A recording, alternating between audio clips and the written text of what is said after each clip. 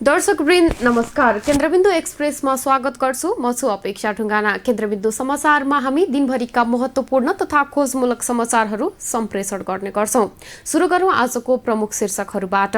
मुख्यमन्त्री नफेर्ने तर मन्त्रीमण्डल फेरबदल गर्ने प्रधानमन्त्री ओलीको संकेत। आफ्नै कार्यकालमा भारतले नेपाली भूभाग फिर्ता गर्ने दावी। निषेधाज्ञासँगै तरकारीको मूल्य भत्ते बढ्यो। खुद्रा बजारमा मनोमानी मूल्य वृद्धि। कुखुराको मासुभन्दा गुन्द्रुक महँगो। मंगलबारदेखि हुने अन्तर्राष्ट्रिय उडानका लागि सम्पूर्ण तयारी पूरा। आन्तरिक उडानको भने टुङ्गो छैन। ठमेलका व्यवसाय विस्थापित हुने अवस्थामा भाडा तिर्नै धौधौ। भर्चुअल सोह्र श्राद्ध शास्त्र सम्मत नहुने विज्ञहरूको धारणा। आपद विपदले सोह्र श्राद्ध रोकिए मङ्सिरसम्म गर्न सकिने भनाई। जस्तै परिस्थितिमा पनि होन्डा छ सधैँ तपाईसँगै। त्यसैले अब होन्डा हुनेछ तपाईसँग मात्र ₹1 डाउन पेमेन्ट वा ₹1 इएमआई वा 1% इन्ट्रेस्ट रेटमा। थप जानकारीका लागि यी नम्बरमा कल गर्नुहोस्। केन्द्रबिन्दु समाचार सुरु गरौं विश्वव्यापी महामारीको रूपमा रहेको कोरोना भाइरस सम्बन्धी अपडेटबाट। विश्वभर कोरोना भाइरस संक्रमितको संख्या 2,51,98,000 माथि पुगेको छ भने संक्रमणबाट मृत्यु हुनेको संख्या 8,47,000 नागेको छ। त्यस्तै विश्वभर निको भएर घर फर्कनेको संख्या 1,75,47,000 नागेको छ। यता नेपालमा आज आइतबार सबैभन्दा बढी संक्रमित फेला परेका छन्। आज 1,221 जना नयाँ संक्रमित थपिएसँगै कुल संक्रमितको संख्या 38,561 पुगेको छ। त्यस्तै बितेको 24 घण्टासम्म सबैभन्दा बढी अर्थात् 14 जना कोरोना संक्रमितको मृत्यु भएको छ। यो सँगै कुल मृत्यु हुनेको संख्या 221 जना पुगेको छ। विगत 24 घण्टाको अवधिमा काठमाडौँ उपत्यकामा मात्रै आजसम्मकै उच्च अर्थात् 429 जनामा कोरोना संक्रमण पुष्टि भएको छ। स्वास्थ्य तथा जनसङ्ख्या मन्त्रालयका प्रवक्ता डाक्टर जागेश्वर गौतमका अनुसार आइतबार मात्र 267 जना कोरोना संक्रमित मुक्त भएका छन्। यससँगै कुल निको हुनेको संख्या 20,822 जना पुगेको छ। अब पुरा समाचार। दर्शकवृन्द, पितृपक्षका बेलामा पितृलोकबाट दिवंगत पितृहरू पिण्ड पानीको आशले मर्त्यलोकमा झर्छन् भनी धर्मशास्त्रहरूमा उल्लेख गरिएको छ। यस अवसरमा शास्त्रीय रूपमा दिएका विकल्प अनुसारका काम नगरे पितृ सुस्केर निकाली सन्तानलाई श्राप दिई फर्किन्छन् भन्ने मान्यता छ। त्यसैले वैदिक सनातन हिन्दू धर्मावलम्बीले सोह्र श्राद्धमा श्राद्ध गर्ने चलन छ। तर यसपटक कोरोना महामारीका कारण सोह्र श्राद्ध पनि प्रभावित भएको छ। त्यसो त कतिपय स्थानीय तहले भर्चुअल सोह्र श्राद्ध गर्न आग्रह गरेका छन्। यसरी गरिएको सोह्र श्राद्ध कतिको प्रभावकारी हुन्छ त? यसै विषयमा हामीले एउटा रिपोर्ट तयार पारेका छौं। प्रस्तुत छ यसै विषयमा तयार पारिएको यो रिपोर्ट। प्रत्येक वर्ष वैदिक सनातन धर्मावलम्बीले आश्विन कृष्ण प्रतिपदादेखि आश्विन शुक्ल प्रतिपदासम्मका 16वटा तिथिमा दिवंगत पितृलाई सम्मानका साथ तर्पण, सिधादान र पिण्डदान गर्ने शास्त्रीय परम्परा छ। यही परम्परा अनुसार यस वर्ष सोह्र श्राद्ध यही भदौ 17 गते बुधबारदेखि सुरु हुँदैछ। तर कोरोना भाइरस प्रकोपबाट बस्न देशका 50 भन्दा बढी जिल्लाहरूमा बन्दाबन्दी, निषेधाज्ञा लगायत विधि अपनाइएको छ। त्यसैले जजमानका घरमा पुरोहित जान सक्ने वातावरण छैन। एकैजना पुरोहित धेरैको सम्पर्कमा पुग्दा जोखिम पनि बढ्न सक्छ। रूपन्देहीको तिलोत्तमा नगरपालिकाले त सूचना नै प्रकाशन गरी भर्चुअल माध्यमबाट सोह्र श्राद्ध गर्न आग्रह गरेको छ। एकजना पुरोहित सोह्र श्राद्ध कार्यमा एकै दिनमा धेरै जनाको घरमा जाने प्रचलन रहेकाले जोखिम हुने नगरपालिकाको सूचनामा उल्लेख छ। सामाजिक सञ्जालहरूमा पनि यो वर्ष अनलाइन सोह्र श्राद्ध गर्ने भन्दै चर्चा भइरहेको छ। धर्मशास्त्रविद एवं नेपाल पञ्चाङ्ग निर्णायक समितिका अध्यक्ष प्राध्यापक डाक्टर रामचन्द्र गौतम भने विद्युतीय माध्यमबाट श्राद्ध गराउन गरिएको आह्वान शास्त्र सम्मत नभएको बताउँछन्। मरटपछि गरिने काजक्रिया र सोह्र श्राद्ध रोक्न नमिल्ने भन्दै उनले शास्त्रको विकल्प नअपनाउनु पर्ने बताए। मरणपछि गरिने काजक्रिया र सोह्र श्राद्ध रोक्न नमिल्ने भन्दै उनले शास्त्रको विकल्प अपनाउनु पर्ने बताए। आपद धर्म अनुसार कुनै कारणवश अड्किएमा आश्विन कृष्ण औँसीदेखि आश्विन शुक्ल पञ्चमीसम्म श्राद्ध गर्न हुने शास्त्रीय वचन रहेको गौतम बताउँछन्। जसअनुसार कोरोनाकै कारण श्राद्ध गर्न नसक्नेले कार्तिक 1 देखि 5 गतेसम्म पनि गर्न शास्त्र सम्मत हुने उनको भनाइरहेको छ। यो समयमा पनि कारणवश सोह्र श्राद्ध गर्न नसकिएमा कार्तिक कृष्ण औँसी अर्थात् लक्ष्मी पूजाका दिन गर्न सकिन्छ। कार्तिक कृष्ण औँसीमा पनि गर्न नसकिने भएमा वृश्चिक संक्रान्ति अर्थात् मंसिरसम्म जुराएर गर्न सकिने शास्त्रीय मत छ। नेपाल संस्कृत विश्वविद्यालय वाल्मीकि विद्यापीठ धर्मशास्त्र विभागका प्रमुख प्राध्यापक डाक्टर देवमणि भट्टराई पनि विद्युतीय माध्यमबाट गरिने सोह्र श्राद्ध शास्त्र सम्मत नहुने बताउँछन्। सोह्र श्राद्ध गर्न 4 देखि 5 घण्टा लाग्ने र बत्ती 24 घण्टा नहुने भएकाले भर्चुअल माध्यमबाट गराइने सोह्र श्राद्धको विधि पूरा नहुने उनको मत छ। धर्मग्रन्थ धर्मसिन्धुमा उल्लेख भए अनुसार मंसिर संक्रान्तिसम्म जुराएर सोह्र श्राद्ध गर्न सकिने र त्यसपछि पनि सोह्र श्राद्ध गर्न नसकिएमा सक्नेले आफै नसक्नेले ब्राह्मण मार्फत दैनिक 108 मन्त्र जप गर्न सकिने शास्त्रीय विकल्प रहेको उनको भनाइ छ। कोरोना महामारीका कारण अधिकांश पेशा व्यवसाय चौपट भएका छन्। निरन्तरको बन्दाबन्दीले व्यवसाय सञ्चालन हुन नसक्दा घर भाडा तिर्नै नसक्ने अवस्थामा पुगेको व्यवसायीको भनाइ छ। पर्यटकीय बजार ठमेलका व्यवसायीहरूले आफूहरू विस्थापित हुने अवस्थामा पुगेको बताएका छन्। हेरौं यो रिपोर्ट। कोभिड-19 महामारीका कारण व्यापार व्यवसाय ठप्प भएपछि ठमेल क्षेत्रका व्यवसायीहरू विस्थापित हुने अवस्थामा पुगेका छन्।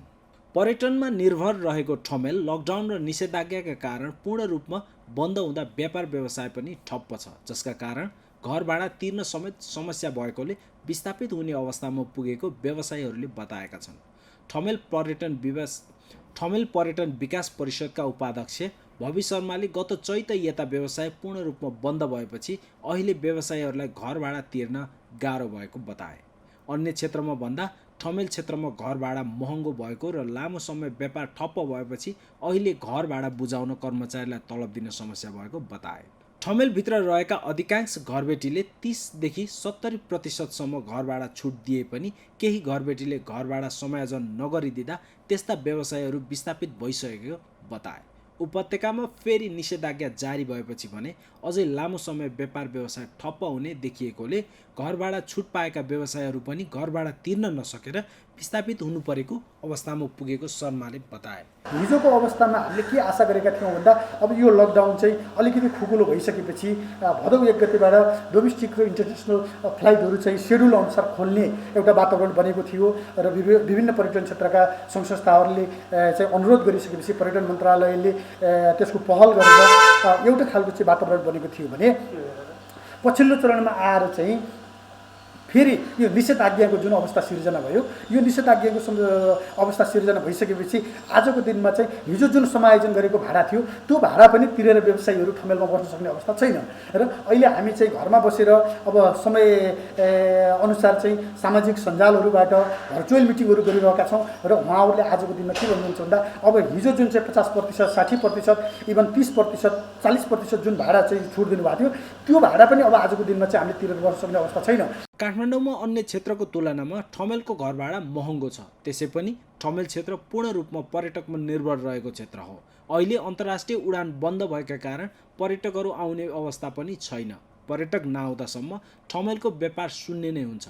नेपालमा आएका 80% पर्यटक ठमेल पुग्छन् र ठमेलमा घुम्ने, सपिङ गर्ने, खाने, बस्ने गर्छन्। त्यसैले ठमेलको व्यापार पूर्ण रूपमा पर्यटनमा आधारित छ। सरकारले सन् 2020लाई पर्यटन वर्ष घोषणा गरेपछि ठमेलमा व्यवसाय गर्दै आएका व्यवसायीहरूले लगानी पनि बढाएका थिए। उपाध्यक्ष शर्माले घरजग्गा बिक्री गरेर अथवा ब्याङ्क ऋण गरेर लगानी गरेका व्यवसायीहरू यति बेला सबैभन्दा बढी समस्यामा रहेको बताए। हिजो आफूले सरसपोर्ट गरेर आफ्ना भएका घर जग्गाहरू बेचेर पनि साथीहरूले त्यहाँ लगानी गर्नुभयो र ब्याङ्कबाट लोन पनि लिएर लगानी गर्नुभयो। अब आजको दिनमा ब्याङ्कबाट लोन लिएकालाई त रिफाइनेन्सिङदेखि लिएर विभिन्न कुराहरू आएका छन्, तिनले केही हदसम्म समेटेको छ, तर त्यो पनि दीर्घकालीन छैन। किन दीर्घकालीन छैन भन्दाखेरि राज्यले आजको दिनमा ब्याज मिना गरेको अवस्था त होइन र समय एक्सटेन्ड गरेको अवस्था हो। समय एक्सटेन्ड गर्दाखेरि त्यो ब्याज थपिँदै जान्छ र भोलि पर्यटन क्षेत्र यस्तै भएर गयो भने अबको 2 वर्षपछि, इभन मानौ 1 वर्षपछि फेरि त्यो व्यवसायीहरूले कहाँबाट ल्याएर चाहिँ ब्याङ्कको लोन तिर्ने र त्यतिखेर उनीहरूले हात ठडाउने बाहेक अर्को कुनै पनि विकल्प हुँदैन। ठमेल क्षेत्रमा साना ठुला गरेर 10,000 भन्दा बढी व्यवसायहरू रहेका छन्। व्यवसायीहरूले भाडा बापत मासिक 30 करोड रुपियाँ भन्दा बढी बुझाउने गरेको ठमेल पर्यटन विकास परिषदको तथ्याङ्कले देखाउँछ। ठमेलमा खास गरी कार्गो, ट्राभल तथा ट्रेकिङ, हस्तलेखन, रेस्टुरेन्ट, पर्यटकीय स्तरका होटल, तारे होटल लगायतका व्यवसायहरू रहेका छन्। कोभिड-19 नियन्त्रणका लागि लागू गरिएको बन्दाबन्दी र पछिल्लो पटकको निषेधाज्ञाले ठिक 5 महिना व्यावसायिक उडान भएनन्। यसबीचमा विदेशमा अलपत्र नेपालीको उद्धार र कार्गोका लागि समेत सीमित उडान भए। बन्दाबन्दीको 5 महिनापछि यही भदौ 16 गतेदेखि नियमित अन्तर्राष्ट्रिय उडान हुँदैछन्। त्यसका लागि के कस्तो तयारी भइरहेको छ त हेरौँ यसै विषयमा तयार पारिएको यो रिपोर्ट। नागरिक उड्डयन प्राधिकरणले अन्तर्राष्ट्रिय उडानका लागि आवश्यक सम्पूर्ण तयारी पूरा भएको जनाएको छ। पर्यटन मन्त्रालयले यही भदौ 16 गतेदेखि हुने 1 महिनाको अन्तर्राष्ट्रिय उडान तालिका सार्वजनिक गरिसकेको छ। 1 महिनामा 60 वटा नियमित उडान र 27 वटा चार्टर उडान हुनेछन्। नेपालका 2 नेपाल वायु सेवा निगम नेपाल एयरलाइन्स र हिमालय एयरलाइन्स सहित 10 विदेशी एयरलाइन्स गरी जम्मा 12 एयरलाइन्सले अन्तर्राष्ट्रिय उडान गर्ने प्राधिकरणले जनाएको छ। प्राधिकरणका प्रवक्ता राजकुमार श्रेष्ठले अन्तर्राष्ट्रिय उडान हुने भए पनि आन्तरिक उडान कहिलेबाट सुरु गर्ने भन्ने अझै निष्कर्षमा नपुगेको जानकारी दिए। सरकारले सहजै रूपमा कोरोना परीक्षण गर्न पाउने मुलुकबाट नियमित उडान र अन्य मुलुकबाट चार्टर उडान गर्ने शर्तसहित अन्तर्राष्ट्रिय उडान सुरु गर्ने निर्णय गरेको थियो। दैनिक 500 यात्रु नबढ्ने गरी अन्तर्राष्ट्रिय उडान हुनेछ। विमानस्थलका महाप्रबन्धक देवेन्द्र केसीले डब्ल्युएचओ र आइकाओको मापदण्डमा रहेर स्वास्थ्य तथा जनसङ्ख्या मन्त्रालयको समन्वयमा यात्रुलाई सुरक्षित बनाउन विमानस्थल सञ्चालन गर्दा अपनाउनु पर्ने सावधानीहरू बारे आवश्यक तयारी गरिएको जानकारी दिए। अन्तर्राष्ट्रिय उडान सुरु हुने भएपछि विमानस्थल तथा वायु सेवा प्रदायक कम्पनीले कोभिड-19 संक्रमणबाट सुरक्षित उडानका लागि स्वास्थ्य प्रोटोकल पालना लगायत सबै खाले तयारी गरिसकेका छन्। यात्रुको स्वास्थ्य सुरक्षालाई मध्यनजर गर्दै विमानस्थलले आवश्यक स्वास्थ्य मापदण्डका आधारमा विमानस्थलमा खटिने कर्मचारीहरूलाई पिपिई, मास्क, सेनिटाइजरको व्यवस्था गरेको छ। विमानस्थलले यात्रु आवत-जावत गर्ने हरेक स्थानमा दूरी कायम गर्ने, सेनिटाइजर प्रयोग गर्ने व्यवस्था बिनाएको छ। अध्यागमनदेखि हेल्प डेस्कको प्रक्रिया पालना गर्दा तथा शौचालय र अन्य स्थानमा समेत सेनिटाइजरको व्यवस्था गरिएको छ। यात्रुसँग प्रत्यक्ष साक्षात्कार हुने सबै खाले जनशक्तिहरूलाई विमानस्थलले स्वास्थ्य सुरक्षाका आवश्यक सामग्रीको व्यवस्था गरेको छ। महामारीबाट बचेर सुरक्षित उडानका लागि अन्तर्राष्ट्रिय विमानस्थल नयाँ अत्याधुनिक संरचनाका साथ सञ्चालनको तयारीमा छ। विमानस्थलको क्षमता अभिवृद्धिका साथै सेवा सुविधालाई स्तरीकरण गर्ने गरी अत्यावश्यक थपिएका संरचनाले विमानस्थलको स्वरूप पनि बदलिएको छ। विमानस्थलबाट बाहिरी क्रममा आकर्षक आधुनिक भौतिक संरचनाले विमानस्थलको सौन्दर्यता थपेको छ। अन्तर्राष्ट्रिय विमानस्थलबाट 3 नेपाली सहित 30 यात्रु सेवा प्रदायक कम्पनीले अन्तर्राष्ट्रिय उडान भर्दै आएका छन्। कोरोना भाइरस रोकथाम तथा नियन्त्रणका लागि काठमाडौँ उपत्यकामा लागू गरिएको निषेधाज्ञासँगै हरियो तरकारी तथा फलफूलको मूल्य आकाशिएको छ। कालीमाटी तरकारी तथा फलफूल बजारमै पछिल्लो 1 महिनाको अवधिमा तरकारीको मूल्य दोब्बर भन्दा बढीले वृद्धि भएको देखिएको छ। खुद्रा बजारमा त झन् पसलै पछि मूल्य निर्धारण गरिएको पाइएको छ। तरकारीको मूल्य निरन्तर वृद्धि भइरहँदा कुखुराको मासुको मूल्य भने सातामै 3 पटक घटेको छ। हेरौँ यो रिपोर्ट। कोरोना भाइरसको संक्रमण रोकथामका लागि काठमाडौँ उपत्यकामा लागू गरिएको निषेधाज्ञासँगै हरियो तरकारी तथा फलफूलको मूल्य आकाशिएको छ। पछिल्लो 1 महिनाको अवधिमा तरकारीको मूल्य दोब्बरभन्दा बढीले वृद्धि भएको हो। सरकारी तथ्याङ्क अनुसार पछिल्लो 1 महिनाकै अवधिमा तरकारीको मूल्य 278% बढेको देखिन्छ। अफसिजन, बर्खाले तरकारी नष्ट गरेको, निषेधाज्ञा र कृत्रिम अभाव लगायतका कारण तरकारीको मूल्य अच्काली बढेको हो। कालीमाटी फलफूल तथा तरकारी बजार विकास समितिका सूचना अधिकारी विनय श्रेष्ठका अनुसार पछिल्लो 2 हप्ताको अवधिमा तरकारी आयात कम भएको र उत्पादन पनि कम भएकाले कालीमाटी होलसेल बजारमा पनि केही तरकारीको मूल्य बढेको छ। कालीमाटी तरकारी बजारमा सामान्य दिनमा दैनिक 6 देखि 7 लाख किलो तरकारी भित्रिने गरेको छ, तर निषेधाज्ञा लागू भएका दिनदेखि आधाले घटेको छ। समितिको तथ्याङ्कमा 1 महिनाको अवधिमा सबैभन्दा बढी सानो गोलबेडा टनेलको भाउ बढेको छ। साउन 9 गतेसम्म प्रति किलो 20 रुपियाँमा बिक्री भएको गोलबेडाको मूल्य बढेर होलसेलमा 80 रुपियाँ पुगेको छ। यो एक महिनाको अवधिमा मूल्य 287.78% बढेको देखिन्छ। यो एक महिनाको अवधिमा मूल्य 277.78% बढेको देखिन्छ। अहिले होलसेलमै मूल्य बढेपछि खुद्रा पसलमा मनपरी रूपमा मूल्यमा वृद्धि भइरहेको छ भने ठाउँ नै पछि खुद्रा व्यापारीले दोब्बरले तरकारीको मूल्य बढाएका छन्। तर यता नियामक निकायहरू, स्थानीय तहहरू र सरकारी निकायहरूले प्रभावकारी रूपमा अनुगमन गर्न नसक्दा व्यवसायीहरूले मनमानी रूपमा तरकारी तथा फलफुलको मूल्य बढाउने गरेको उपभोक्ता कर्मीहरू बताउँछन्। निषेधाज्ञा व्यवसायीलाई मूल्य बढाउन ठूलो बहाना भएको राष्ट्रिय उपभोक्ता हित संरक्षण मञ्चका अध्यक्ष प्रेमलाल महर्जनले बताए। स्थानीय तहहरू पनि वाणिज्य विभागको मात्रै भर नपरी बजार अनुगमन गर्नुपर्ने उनको भनाइ छ। वाणिज्य आपूर्ति तथा उपभोक्ता हित संरक्षण विभागका महानिर्देशक नेत्र प्रसाद सुवेदीले अनुगमन निरन्तर भइरहेको र केही सातामा मूल्य पहिलेकै अवस्थामा आउने बताए। तरकारीको मूल्य अचकाली रूपमा बढिरहँदा कुखुराको मासुको मूल्य भने गुन्द्रुकको भन्दा पनि सस्तो भएको छ। अहिले काठमाडौँ उपत्यकामा ब्रोइलर कुखुराको मासु प्रति किलो 240 देखि 260 रुपियाँमा कारोबार भइरहेको छ। तर कालीमाटी फलफुल तथा तरकारी विकास समितिले गुन्द्रुकको अधिकतम मूल्य प्रति किलो 300 रुपियाँ तोकेको छ। यो मूल्य अनुसार कुखुराको मासु गुन्द्रुकभन्दा 40 रुपियाँले सस्तो भएको छ। नेपाल राष्ट्रिय कुखुरा बिक्री व्यवसाय सङ्घका अनुसार यो सातामा 3 पटकसम्म मूल्य घटेको छ। पोल्ट्री सङ्घका अध्यक्ष जगतबहादुर विशीले उपत्यकामा मासुको खपत 70% घटेको जानकारी दिए। दर्शकवृन्द, अब आजको टप 1 न्यूजको पालो। प्रधानमन्त्री केपी शर्मा ओलीले प्रदेशका मुख्यमन्त्रीहरू फेरबदल नहुने तर मन्त्रीमण्डल फेरबदल गर्ने संकेत गरेका छन्। साथै प्रधानमन्त्री ओलीले आफ्नै कार्यकालमा भारतले नेपाली भूमि फिर्ता गर्ने दावी गरेका छन्। प्रस्तुत छ यसै विषयमा तयार पारिएको यो रिपोर्ट। प्रधानमन्त्री एवं सत्तारूढ दल नेपाल कम्युनिस्ट पार्टी नेकपाका अध्यक्ष केपी शर्मा ओलीले मन्त्रीमण्डल पुनर्गठन आवश्यकता अनुसार गर्ने बताएका छन्। शनिबार साँझ एक निजी टेलिभिजनलाई अन्तर्वार्ता दिँदै प्रधानमन्त्री ओलीले मन्त्रीमण्डल पुनर्गठनबारे आफूले विचार गरिरहेको बताएका हुन्। त्यसको अधिकार प्रधानमन्त्रीमा हुने भएकाले सोही अनुसार समीक्षा गरेर निष्कर्षमा पुग्ने उनको भनाइ छ।